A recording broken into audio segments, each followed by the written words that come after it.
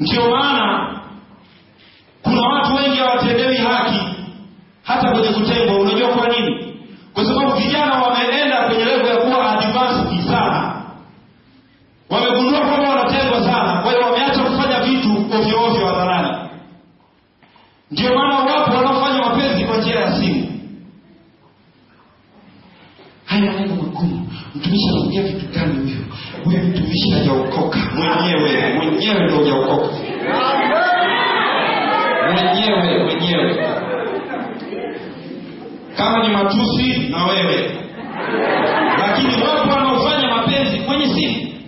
Wakienda kwenye internet wanafanya mapenzi. Akikaa hivi hapa na mdada hapa, akikuswa tu kidogo ameharibu.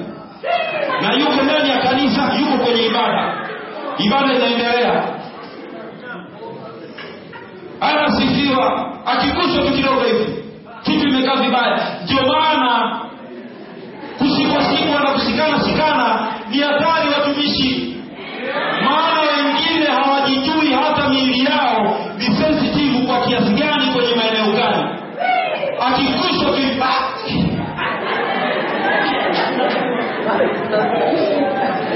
Asilimia kubwa ya vijana ni rahisi kuhisi kufanya mapenzi kuliko kuhisi uwepo wa Roho Mtakatifu.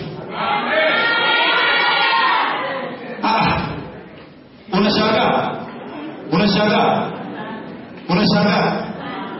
Yaani anavuta fumba kama macho, nafikiri anavuta uwepo wa Roho Mtakatifu. Akikuswa tu, amekuswa tu mara moja au ameona tu anazama.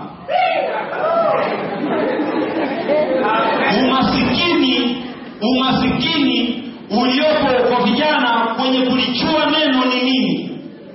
Unawasababisha waishi kama watumwa. In fact, kuna wakati umefika ambao mimi najiuliza, ninashindwa kutofautisha kati ya vijana waliokoka, walioko ndani ya kanisa, na ambao wako nje kule, Wayebusi na Wafilisti na Waamoni kule nje. Kwa nini? Jumapili na kwenye mkesha kama huu anakuja, akija huko analala, ukienda disco unamkuta. Sasa huyo ameokoka au anajaribu kuokoka? Anajaribu, anarudi. Maana akiokoka anatenganisha kabisa. Jina la Bwana libarikiwe. Ili kujua neno la Mungu ni nini, ni lazima kijana awe na shauku ya kujitambua kwa kumjua nani? Nilifanya uchunguzi ambao ni rasmi wa kwangu mwaka jana au miaka iliyopita. Nilikutana na kijana mmoja Marekani, Black Americans. Nikataka kufanya majaribio ya kuona kama tu haya mambo tunayoyasema basi ni shida tu kwa vijana wa Tanzania. Nikaongea naye.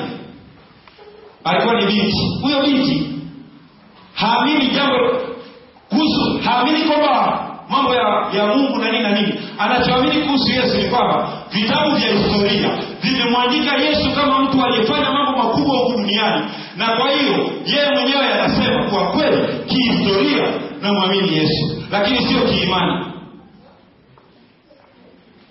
Yeye na wazazi wake wameshakorofishana na ana machungu ya kutosha. Namuuliza, unaweza ukawasamehe? Akasema kwa kweli hilo la kusamehe sina uhakika nalo sana, kama naweza kufanya hivyo vitu. Una mpango wa kuolewa? Sina uhakika sana. Ndio maana nilikuja kustajabishwa sana nilipokuta wadada warembo kabisa, wazuri kabisa, wanaocha Bwana katika vinyo vyao, wako kanisani na wametoa mimba. Wizi kila sehemu, wizi kabisa. Wako kanisani, miili yao hawajui, wanatengeneza mazingira ya kukaa maeneo ya siri peke yao. Wakawa wanakaa siku ya siku ilipofika, mikono yao ikawa mirefu kwa kiwango cha mawazo yao. Huyo anawaza hiki, anamwazia mwenzie, anamkagua mwingine kwako kwenye mawazo yake. Baadaye kwa sababu miili yao ilikuwa inahitaji kukusana, ikakusana. Ilipokusana ikaendelea kukusana, watumishi. Ikakusana. Unaelewa?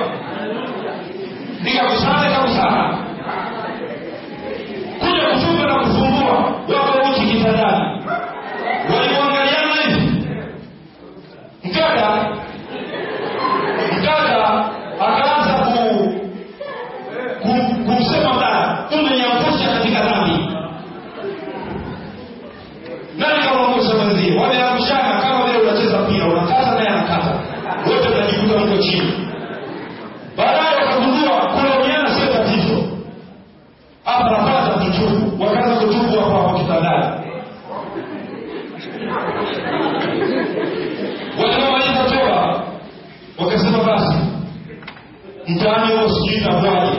Ndio maana ukiona mtu amesifisha utumishi wake kwa kiwango na mkubwa alichokuwa nazo, unajua kuna shida za imani. Amen. Somewhere there is a problem. Huyu mtu alikuwa anamtumikia Mungu kwa nguvu zake zote. Ghafla tu tunaanza kuona anapoteza appetite ya kumtumikia Mungu. Kuna shida sehemu. Kwa sababu si mpango wa Mungu huyo mtu aweke stop za namna hiyo. Amemweka kuwa mtumishi na anataka atumike kwa nguvu na kwa kila alichopewa. Ghafla tu mtu kaacha. Taratibu anaanza kurudi. Fuatilia uone, wewe fuatilia. Fuatilia, utamkuta yuko kwenye kona ametulia. Ni kweli. Hai kweli. Wamekaa baada ya wiki 2 wiki 3, kumbe ile binti alipata ujauzito siku hiyo hiyo. Waligundua kuna mimba. Kwa sasa hapa siku zetu zile zimefika. Yote tuliyoyafanyia sirini sasa yanaenda kuwa wazi. Tufanyaje? Mkaka akamwambia aboshe. Wote wameokoka. Toa mimba hiyo. Nani atakubali unanitoa hiyo mimba? Mimi nitakupa yeye. Mdada akasema pamoja na baba tumemtenda dhambi namna hii, lakini siko tayari kuongeza dhambi juu ya dhambi, sitoi. Huyo msimamo fikra wa ndani yake unamwambia ni kweli nimekosea, lakini kuendelea kukosea siko tayari. Mkaka akapiga sasa, hapa sasa tutafanyaje? Okay. Wakapiga hesabu ya miezi hapo sasa. Tutangaze ndoa. Ili watu ni bora watuseme tukiwa tumeshaoana kuliko waanze kusema kabla tukiingia kwenye nyumba itakuwa ishi. Na kwa sababu mmekataa kutoa hiyo mimba, sasa mimi sina namna, hapa tuoane. Wakaanza kwa mchungaji. Sasa mchungaji bwana siwe. Kwa kweli nimefuatia nimeona ni wakati wa Bwana.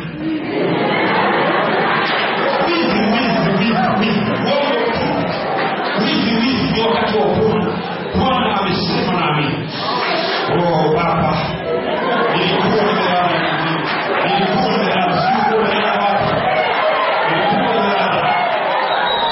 Nikaona Bwana amekuja. Sauti yake ile nyororo. It is your time to get married. Tena aliyesema haya maneno kwa Kiingereza kabisa. Mchungaji anasema unaokiza wakati kwa Bwana. Hebu tuendelee kuomba. Tuingie kwenye maombi ya siku 21. Anamwambia Baba, unanijua mimi mtumishi. Nimeomba ya kiasi cha kutosha. Mchungaji anamwambia nenda tunafanyia kazi na unaona. Jamani ndio kufuatilia. Baba, kama Bwana akiweka neno ndani akisema neno, wewe unaweza kulizuia. Ndio sababu nilionayo. Maana nimeona mchungaji anaweza nikaanguka majaribuni, kesha anguka. Ila nimeona kwamba nitaanguka kwa sababu tunataka tunania kwa mchungaji, tunajua mwili tayari mwili. Mchungaji kuangalia hizo nini kwa sababu unajua kuna saikolojia ya kutambua mambo ya vijana. Ukishakaa nao vizuri, unajua akisema uongo unajua anadanganya. Maana stori za kudanganya zinafanana. Amen. Zile stori za kupiga hivi. Unatoa Mungu. Anapiga tena kupiga 10,000. Zinafanana. Kwa hiyo unaweza tukajiongea hapa hajakaa vizuri sana. Ngoja tulani. Mchungaji akapanda. Wakaenda sisi watu harusi kutoka kufurahia kabisa.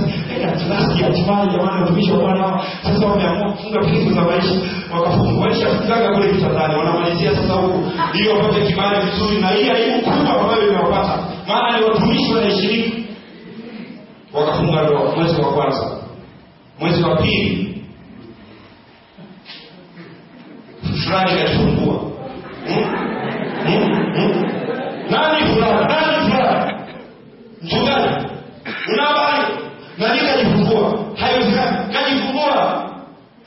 Tena kiume.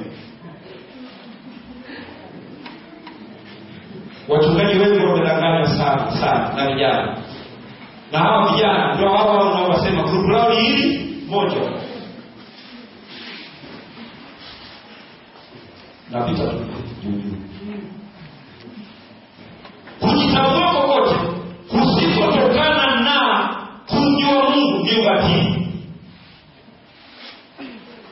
Sasa wapo vijana wanaojijua, wanaangalia muziki ye Marekani wapi nini na nini, anaona nguo zile na zile raba na nini na nini, akishaona anaingia mtaani sokoni saba anatafuta kile alichokiona.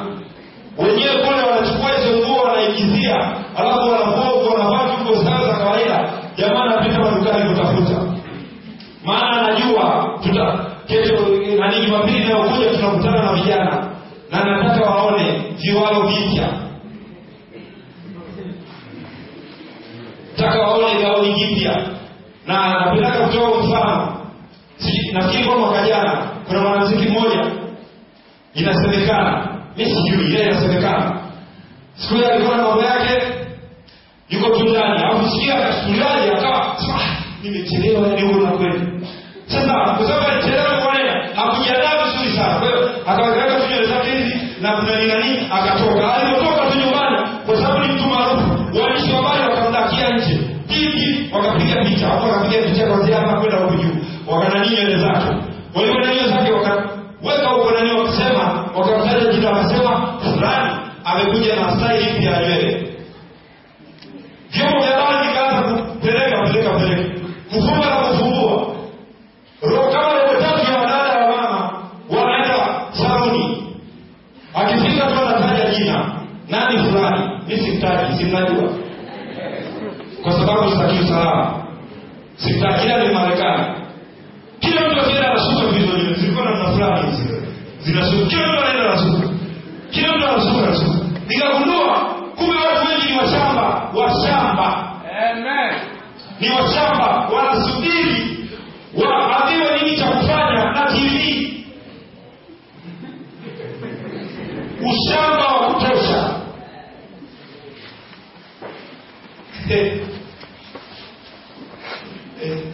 Kuna watu wananiangalia vibaya. Peleka mbele. Kuna watu wananiangalia vibaya. Na mimi nataka wajisikie vizuri. Ili kijana aweze kujitambua kwa kumjua Mungu, ni lazima ajue Mungu kaweka utaratibu gani na kasema nini juu ya kumjua yeye. Sasa juu ya kumjua yeye, Mungu amesema hivi: hakuna